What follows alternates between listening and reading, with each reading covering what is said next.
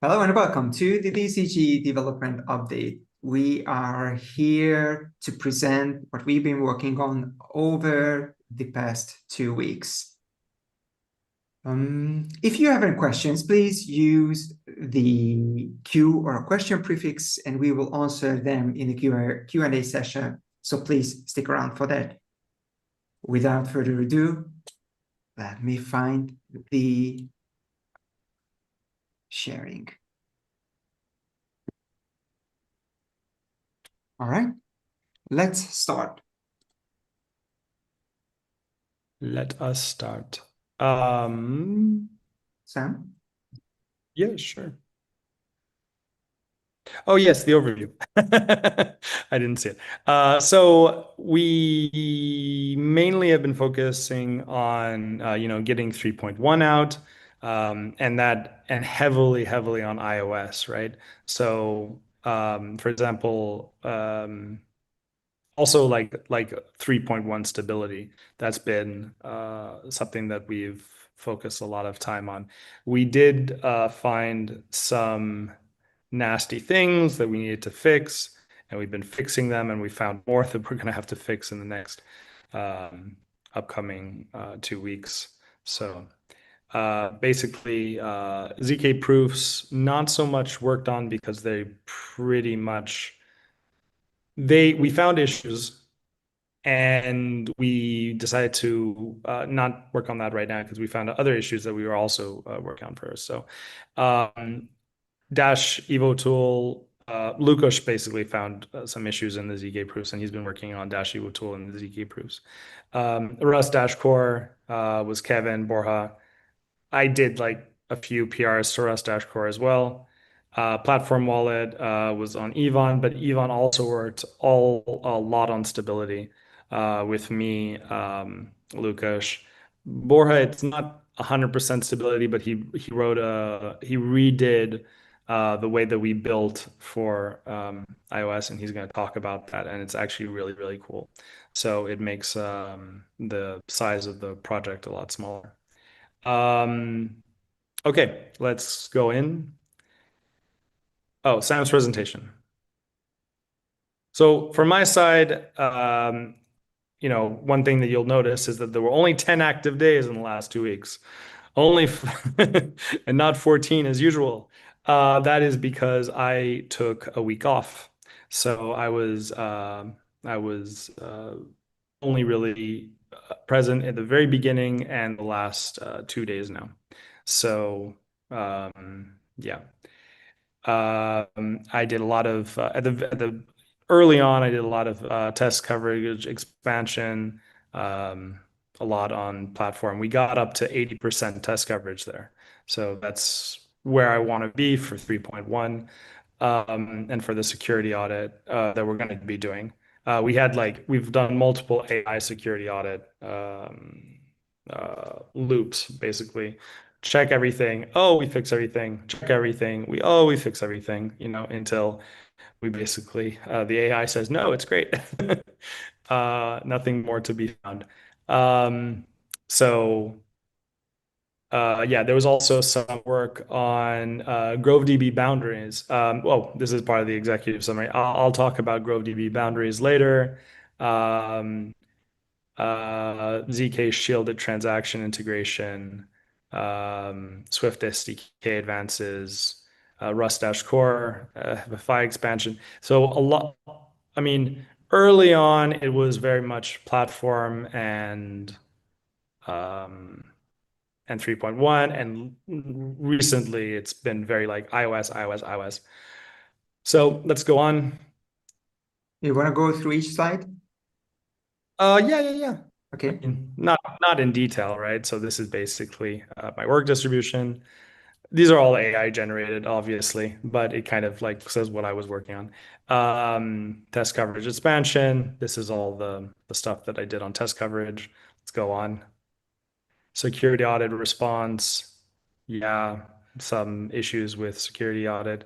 GroveDB boundaries. Now, this is actually quite interesting. So we had we needed boundaries in the proofs to be able to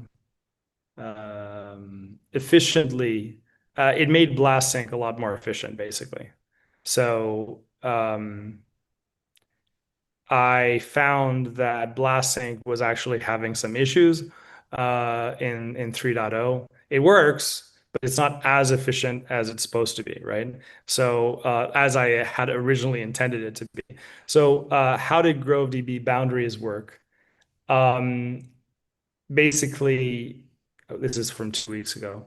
Oh yeah, so there are different type in a GroveDB proof. There are different types of nodes that are returned in the proof, and a certain type of node signifies that you're at a boundary. So this basically exposes calls to basically say, is this a boundary? Like, when we get back the proof, does it mean that there's nothing before? So these are new, very cool features, and I think a lot of people are going to like them. It doesn't make much sense when I'm talking like this about it, but it will like open doors in the future. So it was probably the more advanced thing that I did that I'm proud of recently. Okay. ZK shielded transactions. Yeah, two PRs. Yeah, so that one, no, let's go back. Let's go back to the ZK stuff. So that one, ZK integration into Dash Evo tool, we merged. Did we merge that one in, Lucas? I don't know if it's got it merged in, but ZK in Dash Evo tool, yes, it's merged. right. And also I've built some improvements on top of it. Okay, cool. So that was something that I was working on mostly, maybe a few days in the beginning. And then, so that's got merged in. That's good. Shielded state transition test, some extra tests there. Okay. Swift SDK and iOS. Yeah, so the big one here is the Blast address sync that got merged in. It really works very well right now. It syncs perfectly. I think I showed the demo 2 weeks ago, if I'm not mistaken of that, but now it's got merged in. ZK sync and Docker support, yes. So we needed for zero knowledge sync, so I wanted to support that. I'm currently, I mean, it currently works in theory, but we have there was a few things that needed to work in iOS to start being able to test it that hadn't been built, and that's where a few pain points came in. For example, in iOS, we didn't have the ability yet to transfer from core to platform. So that's kind of what I've been working on the last 2 days, but there's some functionality that didn't exist in various places. So kind of working on that. Let's go on. Rust dash core FFI, yes. Some things that were needed for iOS. Yep, documentation, always important. I love to add documentation. As you can see, not hiding anything. Timeline, a lot of work at the very beginning, taking some time off, coming back strong. I mean, not really, but I mean, yesterday. And wait, why is there only one commit for March 30th? Well, no, I did a lot on March 30th. The AI made a mistake. There was a lot there. So it just probably didn't see them because maybe the PRs are not merged. But last 2 days have been pretty good. In terms of iOS demo, my real goal today was to get a demo showing, zero knowledge transfers. That I was really trying to aim for that because I think they actually work at this point. I'm pretty sure they do. The problem is, as I said, the core to platform is not working right now. So I need to basically build that and do the identity creation based off of SPV. And me and Borja have been working on that for the last 2 days. So that's some work that I actually thought I thought we were better off than we were. So it's going to take a few days to do that. Hopefully next sprint, we'll be able to show that off.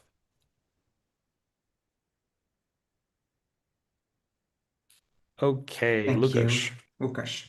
Yeah, hi. So I'm trying to have it a bit shorter and more high-level presentation.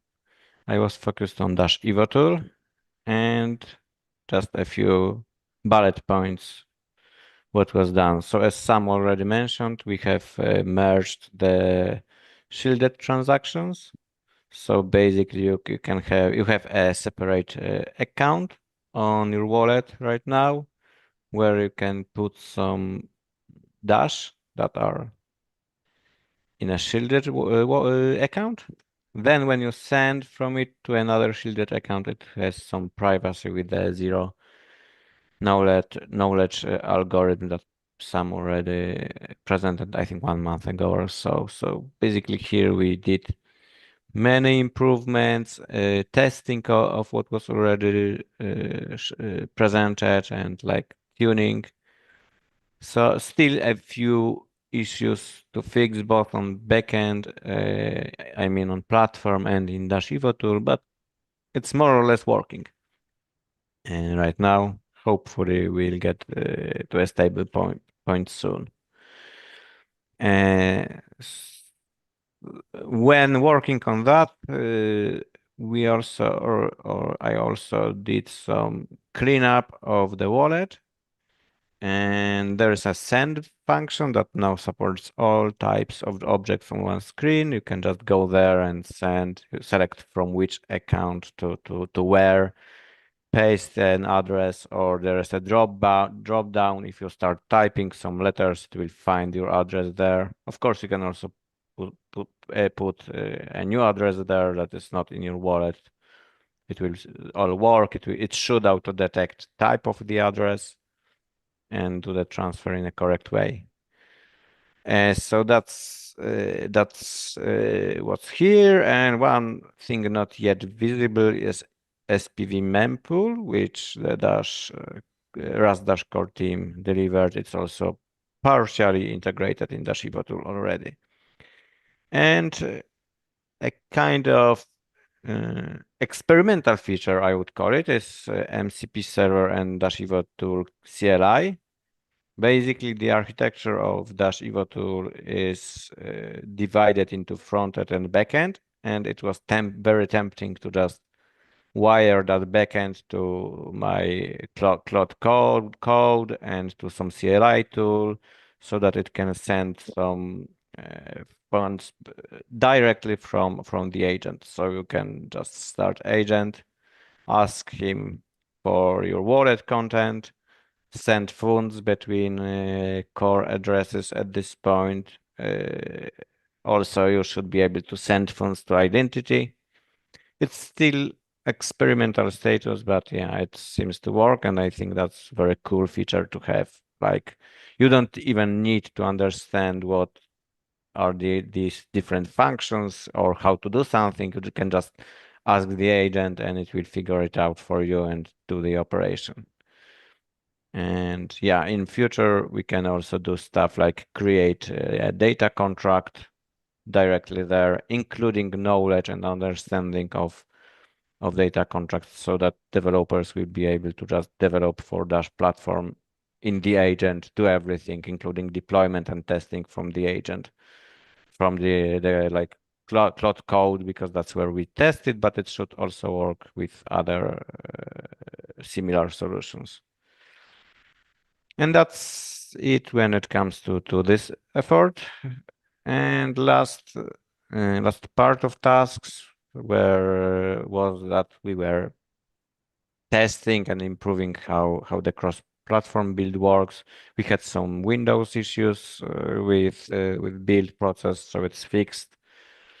And as I already mentioned, we have quite nice split between the like user interface and backend in Dash Evo tool. So basically, to get a better separation there, there is a new test suite for just the backend there, merged into this. And some versioning improvements. One important thing I didn't mention on slides is that we had a testnet rebuild. Let me say it like that. So if someone is using Dash Evo tool on testnet, he needs to update IP addresses. So that's just a heads up here. If your Dash Evo tool stopped working, you need to edit configuration and use the new IP addresses. Not sure if we already propagated that to Discord, but I think we did. And in terms of some statistics, 48 PRs this sprint, and 4.9 billion tokens of cloud code, and like majority of that is Cloud Opus 4.6. So that's it. Thank you. Sam, would you, I think it's Ivan's slide. Yeah, I think I can also quick. Okay, No, please. I also can. go I'm ahead, here. Sam. Yeah. Yeah, so Ivan's been working on the platform wallet part, which is basically Dash Pay. I mean, it does more than Dash Pay, but it is the interface for the iOS wallet. Right now, we don't support Dash Pay properly in iOS. So when this is done, we will have Dash Pay. So Dash Pay is basically sending between people instead of addresses. So he's made some good progress, and yeah, a few things have been done. He's now working on the token wallet and the shielded transactions. I'm not sure how he's going to do the shielded transactions, though. I know. So what Oh, Ivan is doing you know. from Dash Okay. Evo tool, from Dash Evo tool perspective, he just takes Dash Evo tool wallet implementation and extracts it into a reusable wallet, basically. So we are unifying all these wallets into one crate, one reusable module. So basically, he will take what is in Dash Evo tool and embed it into his wallet on a high level, at least. Oh, okay. That was different than what I thought he was doing. So it's good that you had it in there. Shall we move forward? Oh, Yeah, let's go. Borja? Hello, hello, hello. Well, today Kevin is not with us, so I will explain a little bit what he has been doing. He was mainly working on SPV client and made three cool things, we could say. He was working with, well, wait, the dog. He was working with the transaction records and uh wait a second. Freaking dog. Chapito. Okay, I'm back. Yeah, he was working on the transaction record architecture. He improved how we internally manage transactions and how we classify them with a focus on the mempool support. He also made that's incredible feature that I'm currently working iOS to see it works as expected. And he also made another cool thing. He moved all the callbacks dispatch from FFI to Rust side. This allows Rust users to use the callbacks easily.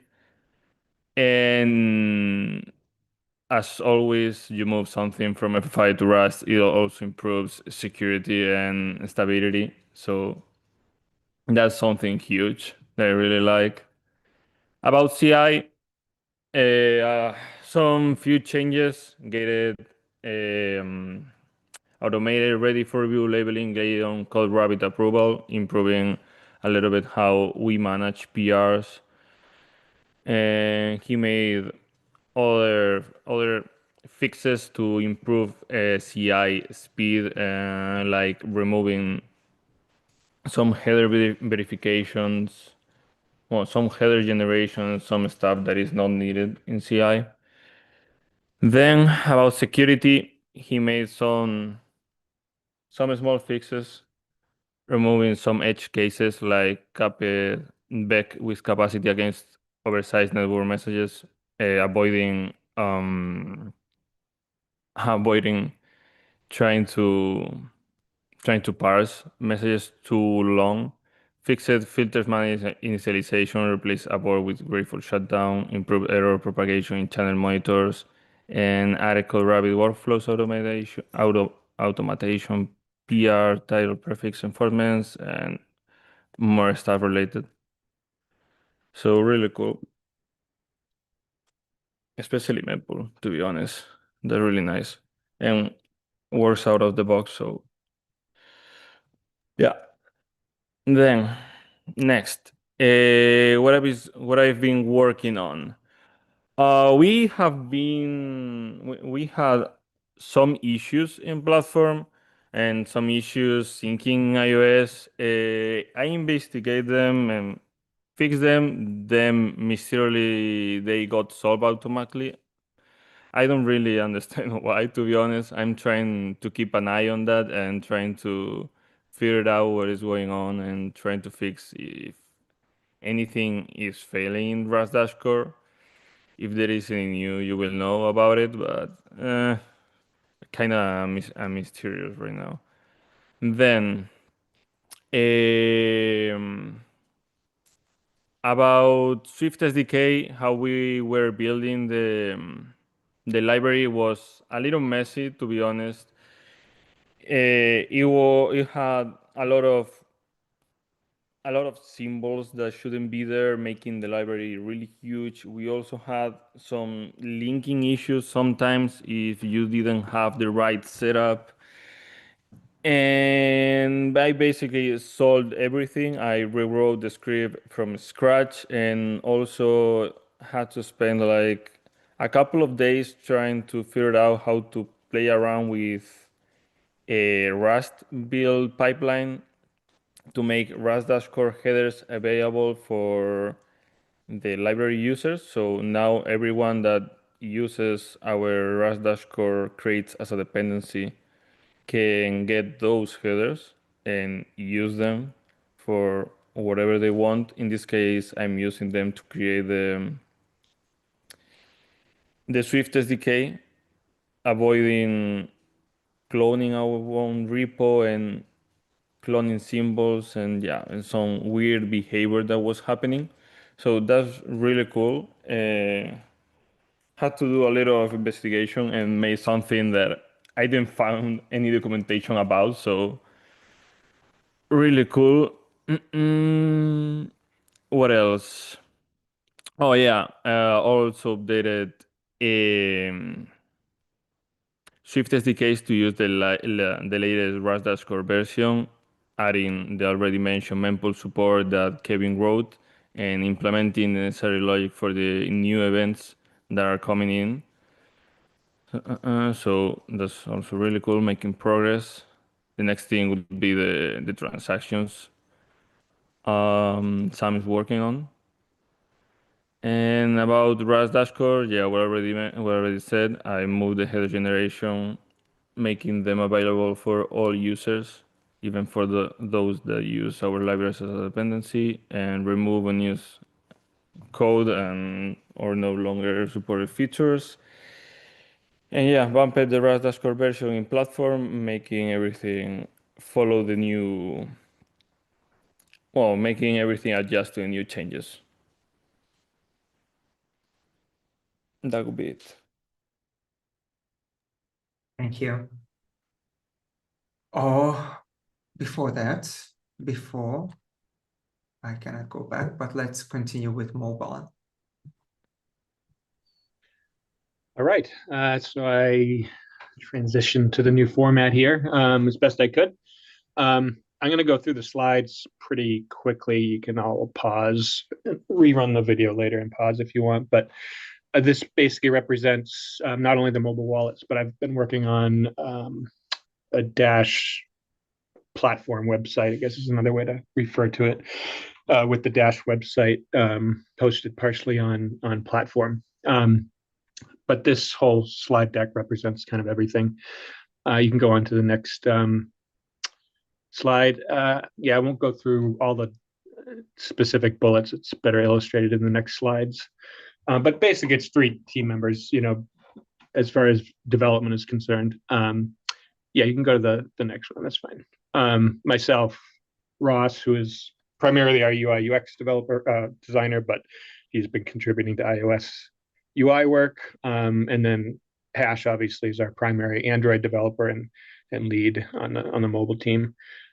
This just kind of gives a few different, I guess we've called them work streams, iOS, Android. The initial kind of foundation work for the website, a tool that's to be used first internally and then hopefully shared with the community, and then just regular improvements and cleanup that was done kind of later on. So for the iOS wallet, we had further work on Maya, bringing in addresses from Uphold Coinbase, just translations, validation of addresses, and more translations. Still working on some UI redesign work relating to some tools features, and we had one release of 8.5.5 that had the custom shortcut bar for iOS. So that's been on Android for a while. We just released it on iOS now. And then for Android, a bunch of optimizations, crash fixes, bug fixes, some redesign work. That's the same going on as iOS, and some instance and fixes. And we had, 2 releases, one planned, one kind of quick point release after that. You can move on. Yeah. So this gets into the Dash website. So our goal has been for quite a long time. I think even just when platform was first released, even just before, we were trying to think of different ways that we can leverage the platform initially, and having the Dash website hosted on it, at least to some extent, was kind of a long-term plan. And it just never we just never had the capacity. There were some folks from the community who was going to attempt it and never did. And we've gotten to some point, we're continuing to find ways to optimize our operations and maintenance, here in-house, and website maintenance is one of those things. So we're putting together and have put together a kind of a roadmap, I'll call it, of sorts, that basically puts together some proof of concepts on decentralized solutions. So not everything gets stored on Dash platform, but the metadata and other key indexing there, heavier storage goes on some other platform. Really could be anything. I tried to keep it as decentralized as I could. And until some later improvements are done on one or more different platforms, either Dash platform or others, we need to have a centralized gateway. So that's really the only centralized element right now, is a translation gateway, essentially translating from the DAPI calls to to the HTTPS or HTML.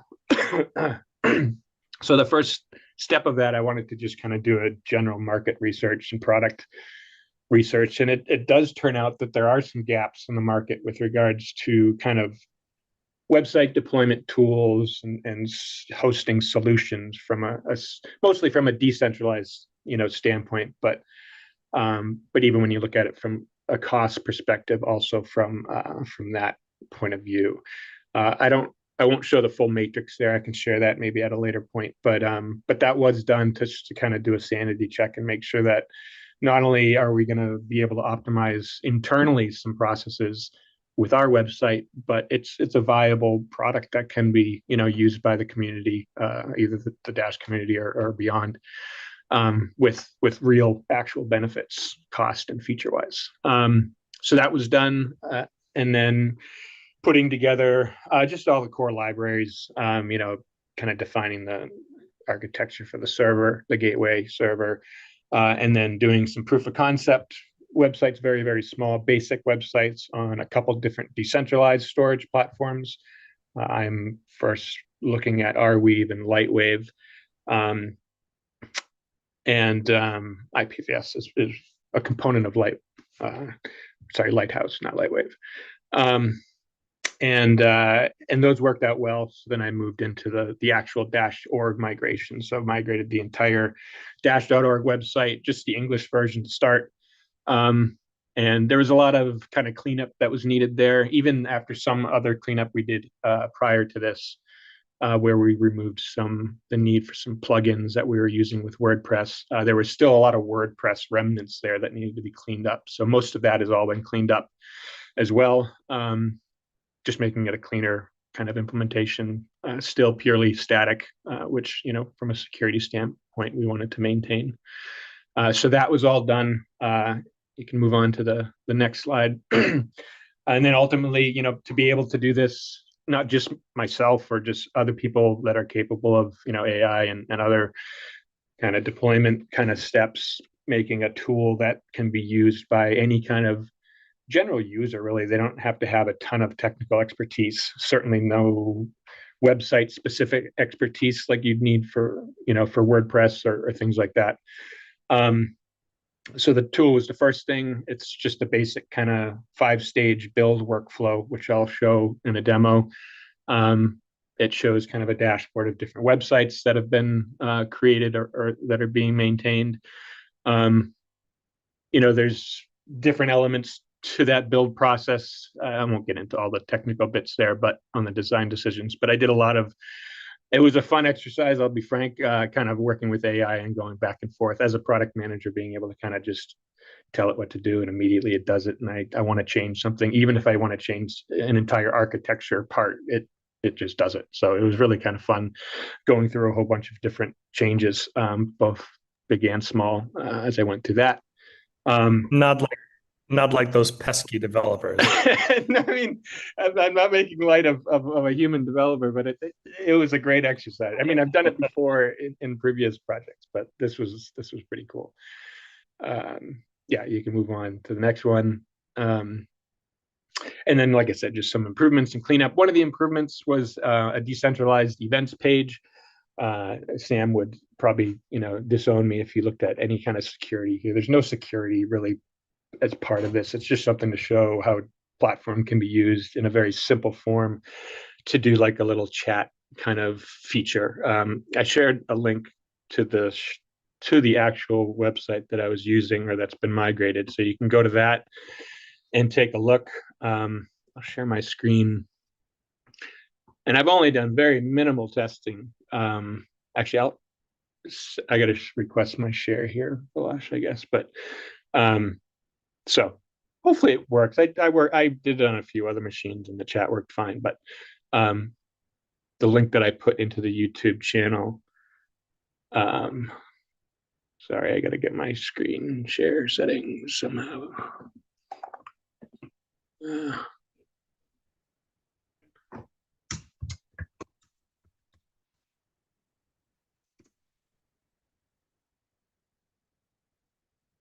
Okay, looks like I might have to quit and come back. So I might be back. Okay. We'll wait for you.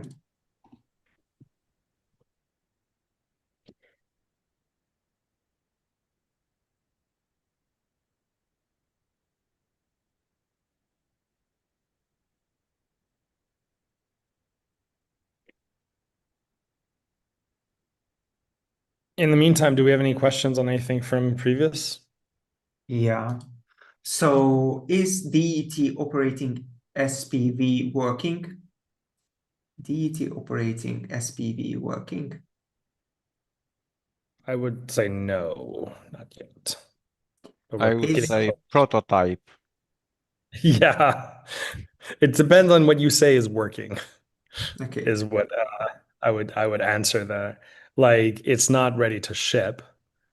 Does it work most of the time. Yes. Would you agree with me, Lucas?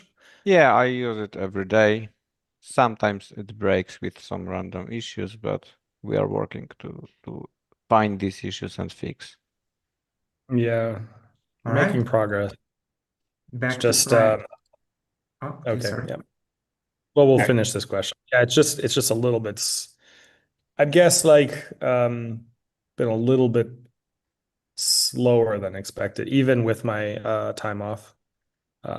It's even like we ran into multiple issues that pushed us back a few days. Can you guys hear me okay? Yes, we Yeah, can yeah. hear you, but I don't think you can post links in the live chat for some reason. It's filtering out. I think it's just a default spam filter.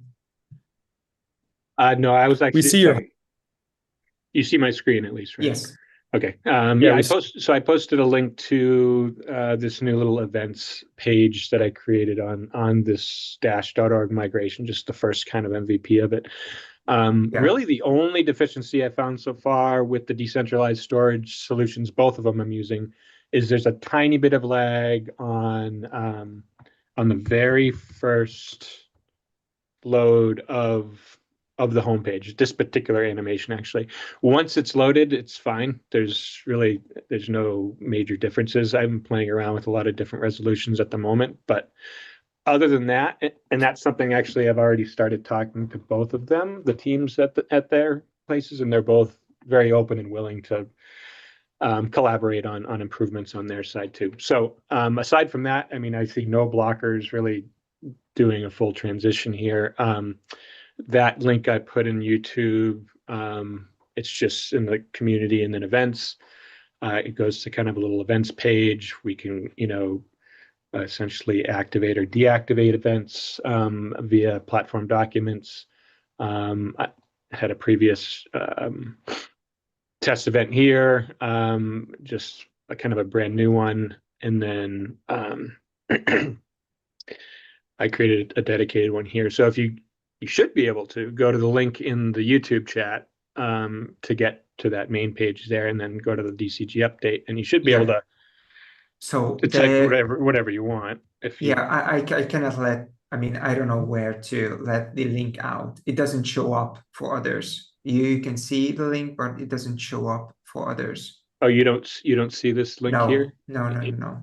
Oh, okay. Well, if anyone can figure out how to share that link, go for it. Maybe share it on Discord while I'm doing this if you can. That'd be cool. But anyways, yeah. So this is what it looks like. I mean, I guess I could at least share it in. Well, no, that's fine. Whatever. If we can play around with this later. In any case, this is on platform. It's fully on platform. It's just like I said, no security. It's just T-Dash. And technically, and we could do this even on mainnet with just small amounts of Dash to get us through chat, sessions if we wanted to. But it's just to be able to, use platform for some quick little messaging here. Ultimately, I mean, a great kind of goal would be getting Yapper integrated here. So, Yapper would be kind of a central part of the website. We'd have events through Yapper, and I think that'd be the better way to do it. But I just wanted to hack something together to show folks. So that's that. Can I ask? Yeah. I have one question really quickly.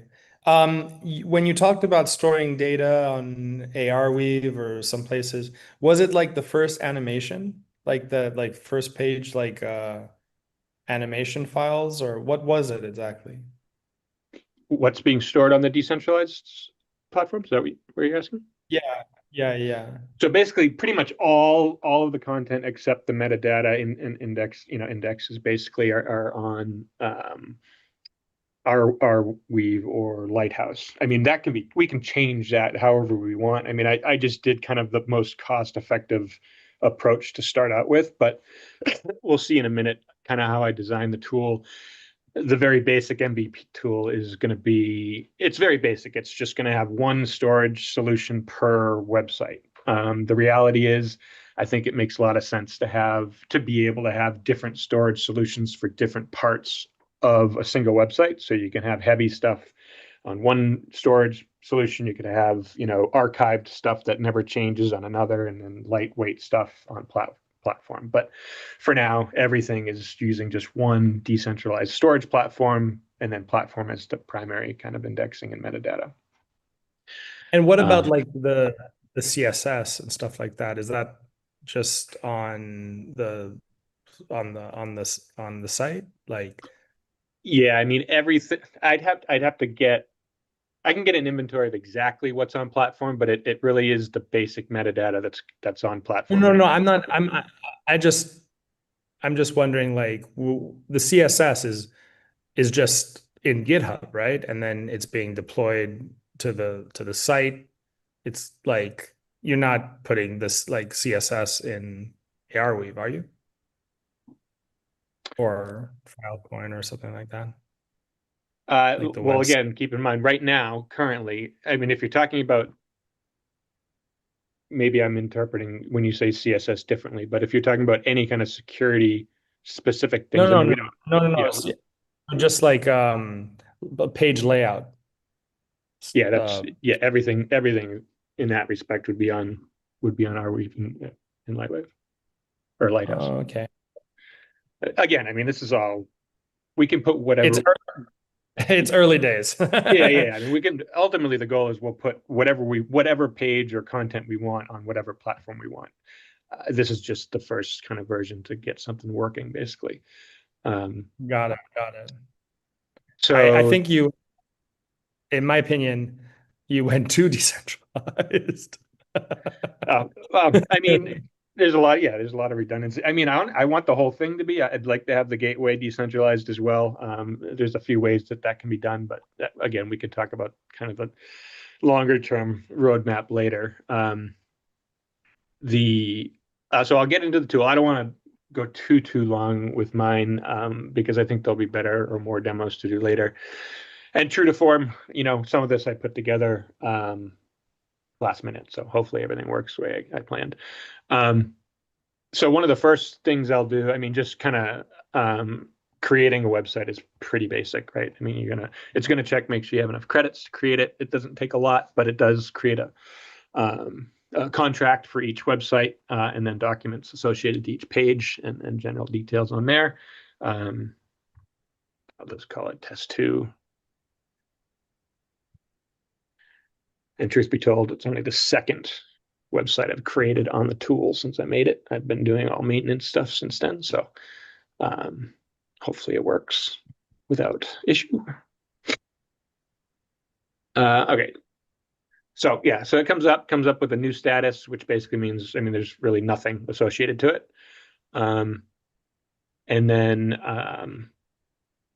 it just shows all the basic information. If I go into settings, I guess I'll show settings first. You're going to have a mnemonic that's associated to all websites maintained by this instance of the tool. So again, tons of different ways we can enhance this later, where we'll have multiple users, multiple identities, usernames, all the rest of that good stuff. For now, it's pretty basic. The associated ID.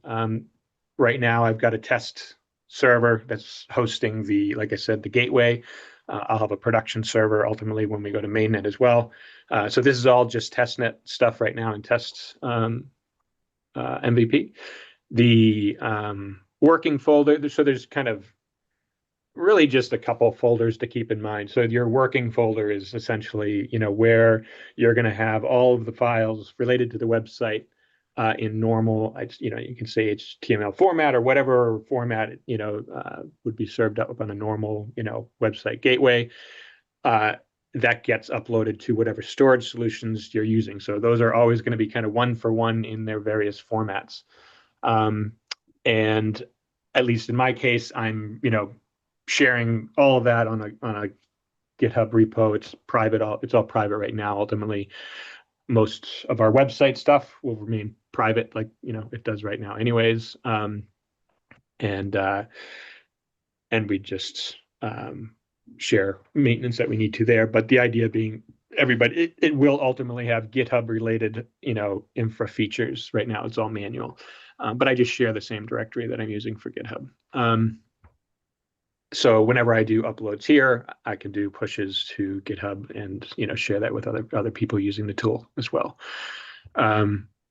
There's a key associated to the Lighthouse solution. Key. There's different types of keys for both of these. Right now, I'm just using a certain type of key, and then you can have different addresses for the nodes on whatever network for seeding and whatnot. Very basic settings, but enough to get us to where we're at now. So a new site, it's brand new, right? It doesn't have any data at all, no storage ID. There's always a storage ID associated to the entire manifest of data that's been on the decentralized solution. None of these links would go anywhere because there is no data. So the first part of the build process for a new site and an existing site is really the same. You go into the build window, you find whatever. So this is different from what I previously said, which is your working folder. Now you're looking for really a staging folder, which is basically where you want to be doing all of your work. So in our case, for now, the plan is we're going full out AI. There's no third-party tools like WordPress or otherwise that we're using to create the HTML. We're just interacting with AI, saying, hey, these are the designs for a certain website that I want, create everything that's needed for it and put it in XYZ directory. And in my case, I'll just use this testing site or folder that I've created, which has just a couple things copied. It's got the events thing that I mentioned or showed you. It's got a couple other pages that I'll show something with. It'll scan that. I'll tell you what you've got for files. It'll tell you what's new, what's changed, modified, unchanged. You can store things locally or view things locally just to make sure that what you built, via terminal or whatever you're using to interact with AI is looking good if you didn't already look at it. Continue here. I probably should have done a smaller one. This is still pretty small, but it tells you what storage solution you're using.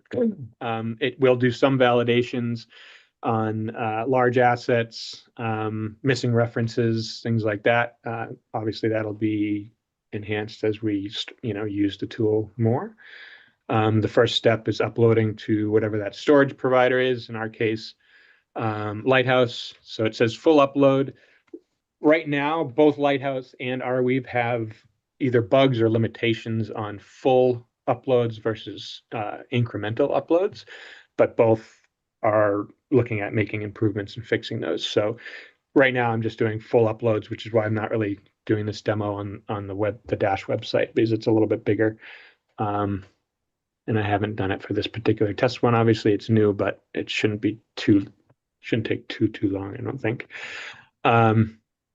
But we'll let this go through its phase. It's just going, it prepares all the files, it creates a manifest, like manifest documents, and then it does the upload, gets the hashes. It does do a comparison to what was previously on there, which you might, you'd see in a different maintenance step on a different existing website. I should have done this first, but yeah, just give it a minute. I don't think it'll take too long. What else can I talk about while this is happening? Has anyone joined? No. Come on. Come on, folks, join. I'll join. How to join? How can I join? You should just go to the YouTube. Oh, that's right. Hang on. Geez, let me just.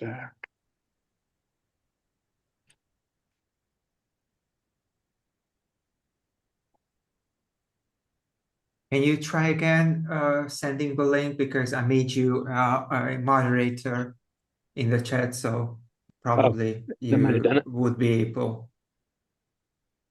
Let's see. So did Okay, my other previous posts just completely get hidden? They didn't get seen at all? Yeah, but now I can see the current one. Okay. Okay.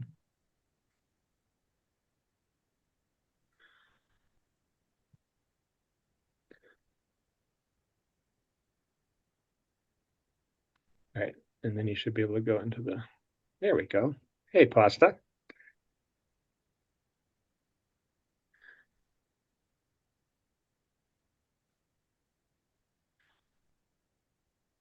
All right, where are we at here? All right, so upload complete on Lighthouse. This was actually a little bit larger because I copied over the entire roadmap page, which had a whole bunch of other dependencies. Smaller little sites don't take that long, but so the next step after going to there is creating the documents or updating documents on platform. Again, this is all creating stuff, so it's just all brand new. Everything else would be updates.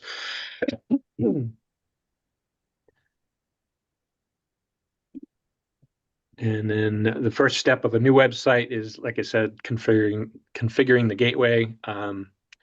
When you're maintaining an existing site, after this step, you don't have to do this step again, usually, unless something else changes. But it's really just a one-time step for a new website. And technically, it's live. Okay, so then that's on my test server here. I should be able to go to the same community events page that I was just on from the Dash one. And so there's one of the things that have been asked or mentioned by the community, aside from updating the roadmap and making sure it's up to date, is just the format of it. People have said, "Oh, can't we do a more modern format?" And yes, the answer to that is yes, but it is a major limitation actually on WordPress. We are using basic templates on WordPress, so to completely revamp that and get the whole history in it's kind of a nightmare, to be honest. And if we're going to prioritize certain bits of work, that just hasn't been one that we've been wanting to prioritize from an effort standpoint. Oops. So this actually might not work because I changed a few things. So yeah, that's not going to work. So we'll look at the other. Actually, I'll look at the other one that I created. So the other test site that I've been working on now has a gateway error as well. So might have a bug here I got to work on. Yeah. Oh, that's a bummer. Hang on. Let's try this. Let's go. So it'll save your previous settings there. It'll rescan all the files. I did make some changes to the site, but this is how it shows if you're making changes to the different things. With the gateway being down, I might not be able to do the full publishing, but hopefully I can at least show a few things. So this is the existing roadmap that I basically just copied over from our current website. Okay. Nothing special to show, just that it's the same exact thing. Okay. This is just AI generated. I just created a different format, really not for any particular reason other than this demo. So this, I'm not suggesting this is the format that we go into. But for illustration purposes on, maintaining a website without WordPress and whatnot, what I basically did was I said, okay, let's tell AI how we want to change the roadmap. Okay, if we were using the existing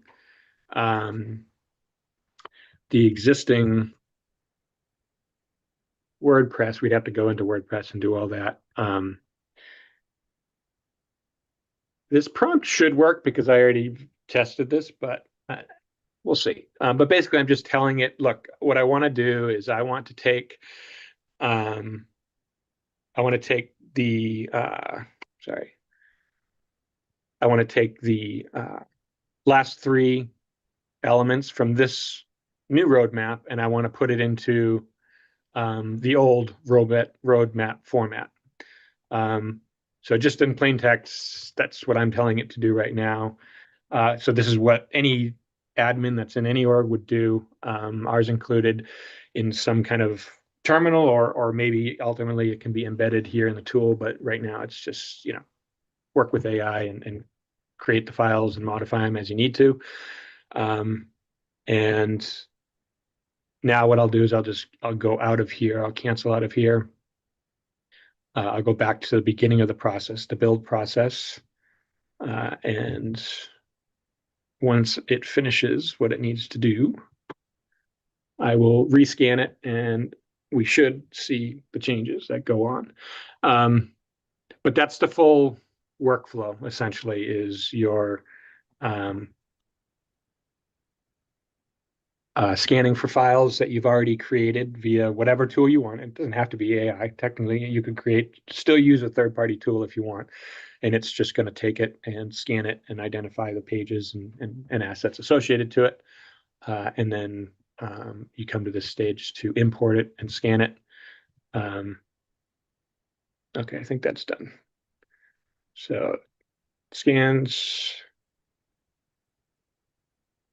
still shows up as new.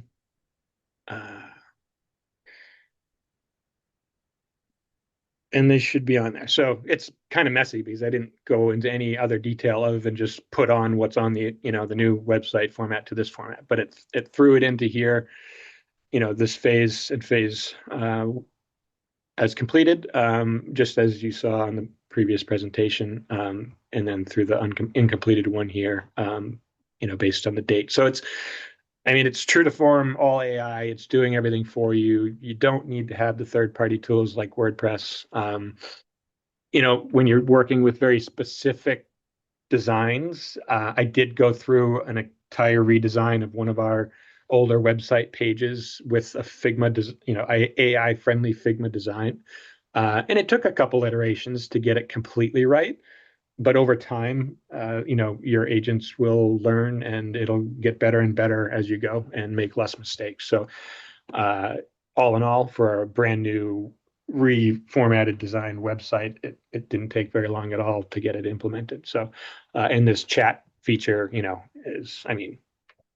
didn't take long at all. I refined it a whole bunch as I was going, just because I wanted to play around with it and make more improvements. But the reality is, I don't even know what the time frame would have been to put something like this, on the WordPress platform. So, yeah, I guess that's probably it. Unless anyone had questions, we can, I guess, go through those at the end. Thank you.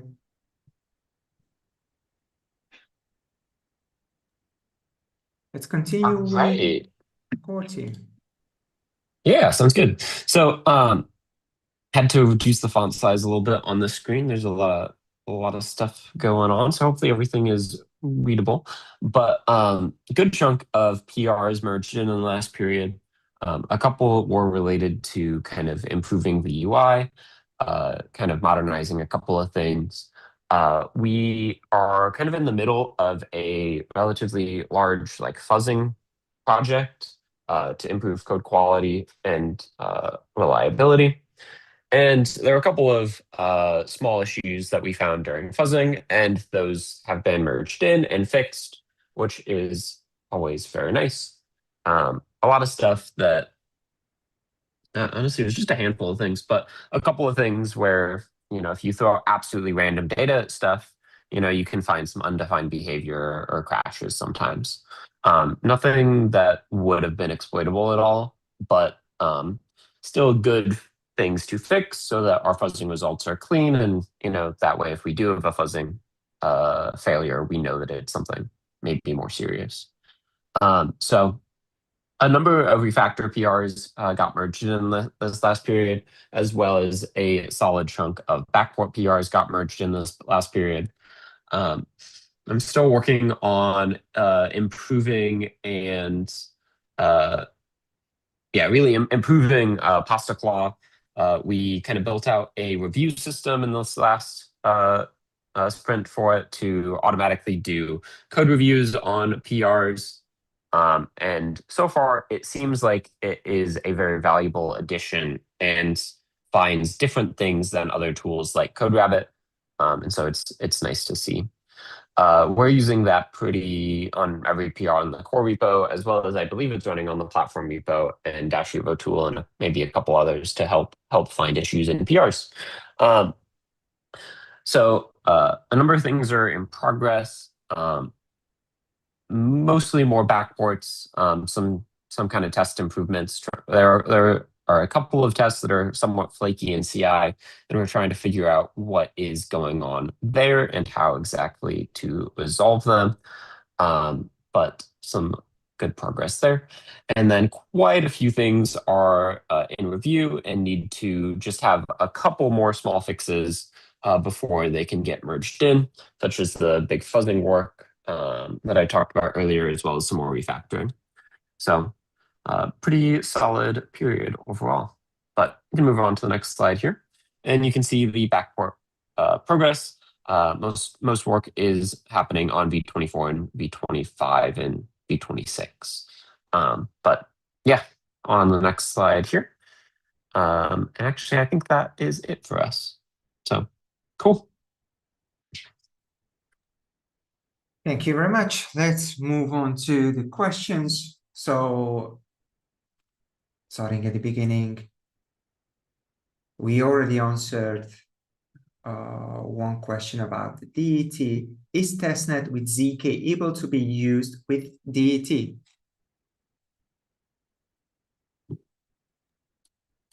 Say that is testnet with... Is testnet with ZK able to be used with Dash Evo tool? We have not rolled out to testnet 3.1 yet, so we don't yet have ZK there. Are the core issues seen on iOS not an issue in Dash Evo tool? They are.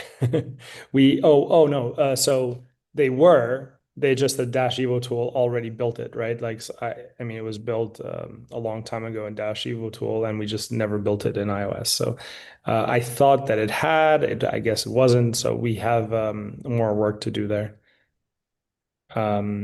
Yeah, that's basically it. We just have more work. There was so much done by the team, and well, me more like a week off, but the other week there was a lot done.